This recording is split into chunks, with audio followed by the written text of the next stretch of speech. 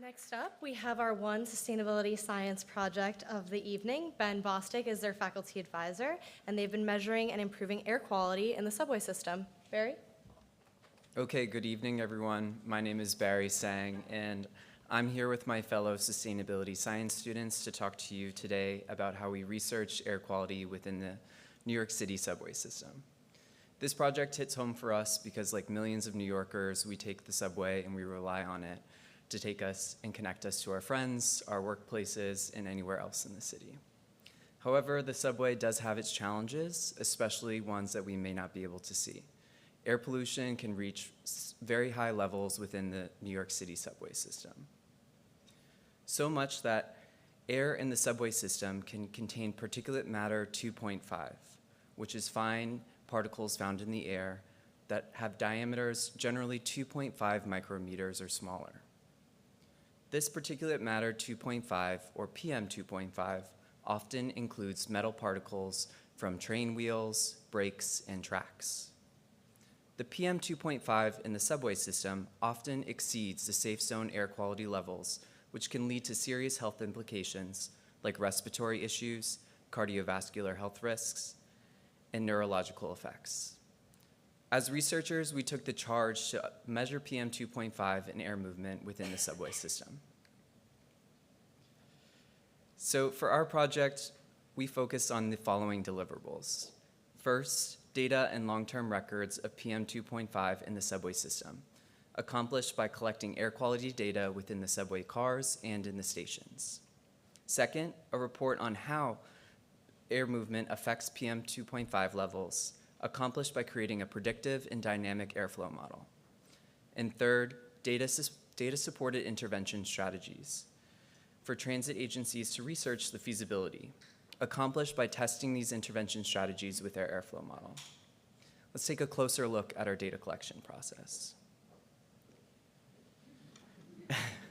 Our scope included data and collection processes for a number of stations and lines within the New York City subway system.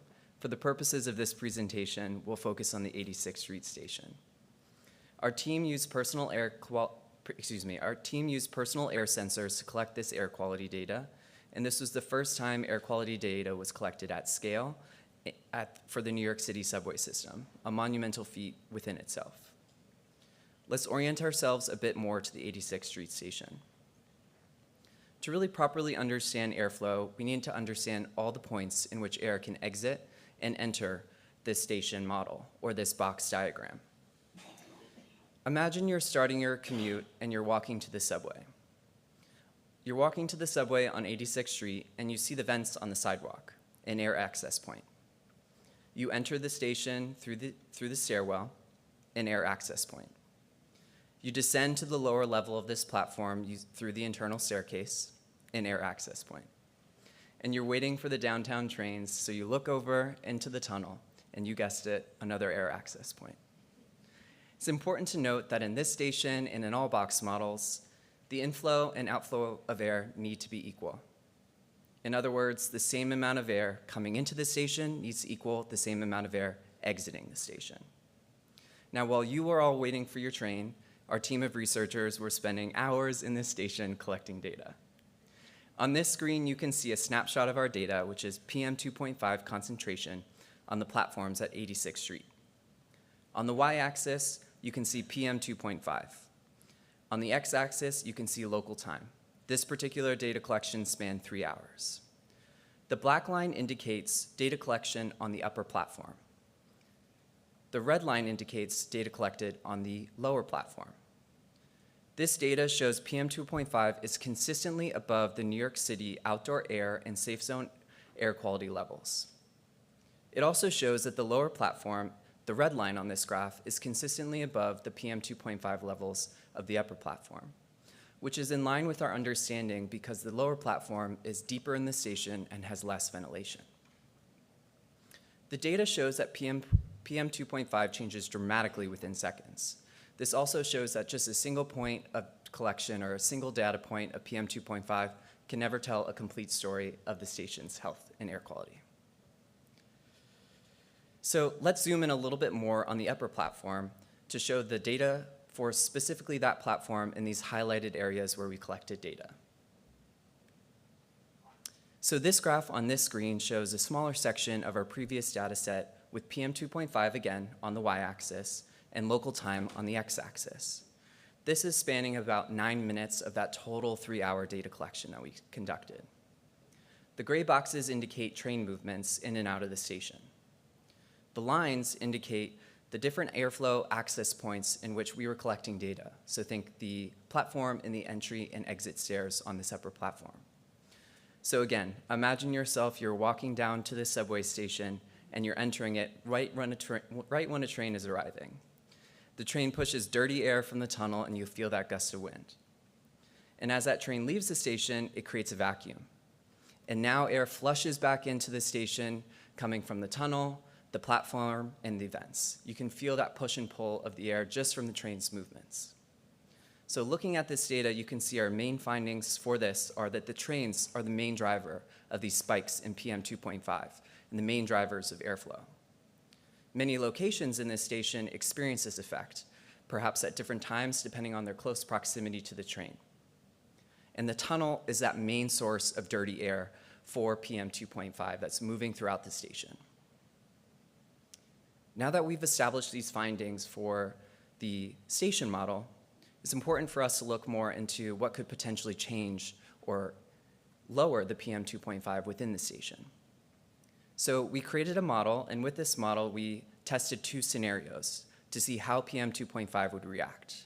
The first being blocking dirty tunnel air with using, say, platform screen doors, and the second being increasing clean outside air with, say, more ventilation into the subway system.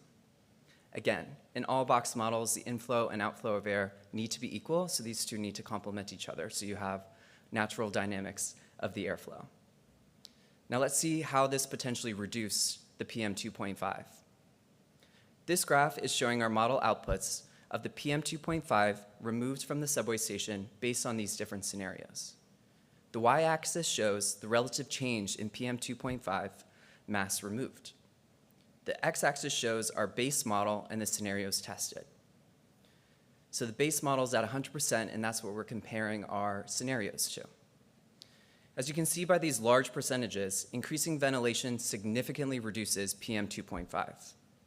More ventilation is especially impactful when you add it to the lower platform because it helps ventilate the entire system. Blocking dirty tunnel air with platform screen doors provides a small reduction of PM2.5, solely on its own. However, our team looked further into the data to better understand how this potentially could work in conjunction with, say, increasing ventilation based off of that concept of inflow and outflow of air needing to balance each other out. And after looking at that data, we determined that in conjunction with increasing ventilation, blocking that tunnel air can significantly reduce the PM2.5 aside from just these model outputs. Let's take a closer look a bit more at these recommendation strategies. So again, as supported by our model, installing platform screen doors and increasing ventilation, when they work together, you can have a significant reduction in PM2.5. Additionally, we were looking at our data for data that couldn't potentially be modeled to review other recommendation strategies for transit agencies. One, they could strategically schedule trains to cross paths. We uncovered this finding in our data when we saw 2 trains passing by and a significant reduction in PM2.5. We wanted to further investigate this because, again, the main driver of PM2.5 in air movement are trains moving in and out of the system. And if you think of a train moving in and out of a system like a piston pushing and pulling air, that makes a lot of sense. But that push and pull from that push and pull of air from one train is effectively counterbalanced when another train is passing through simultaneously.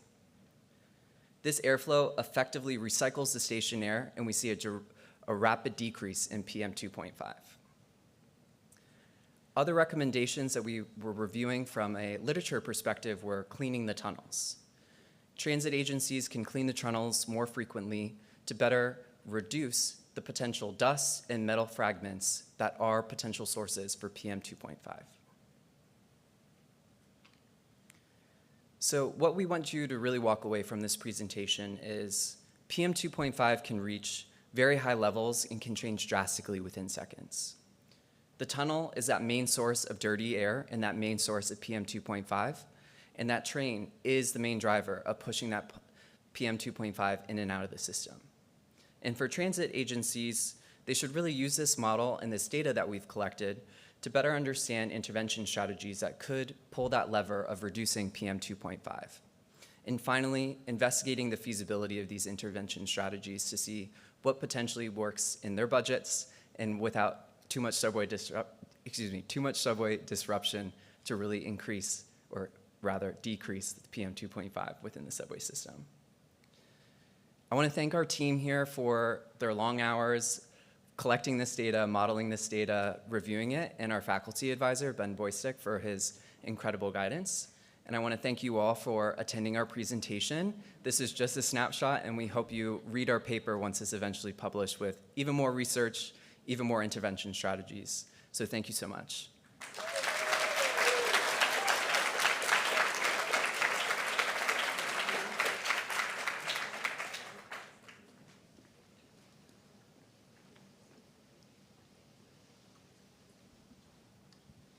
Thank you very much. Great presentation. I'm wondering if you guys, you focused on the 86th Street station, if you guys found a certain line or station that was the dirtiest and then also the cleanest, what those were? That's a great question. Maybe lines that you could potentially avoid. I'm kidding. So for this particular station, we chose it so that way we could model all the different air access points, and it was a little bit easier given the number of stairs or the tunnels. We did generally find that deeper stations are typically higher with PM 2.5. So if you think of, say, 168th Street Station on the C line, that's super deep. It doesn't have a lot of ventilation to the outside, and you can even feel it when you're down there. I know Sarah, Ben, and I were down there for about an hour, and we started to get a headache just from collecting in the data. So while I can't give you an exact answer of, say, which subway stations are necessarily dirtier with PM 2.5, you can think of the depth of the station, the amount of trains running through, and the lack of ventilation are key variables that would help you come to that conclusion.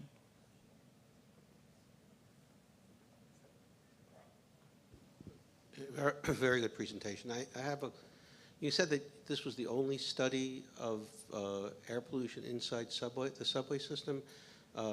About 15 years ago, Pat Kinney at the School of Public Health gave a bunch of high school kids backpacks with air monitors, and the objective was different. The school was near the Cross Bronx.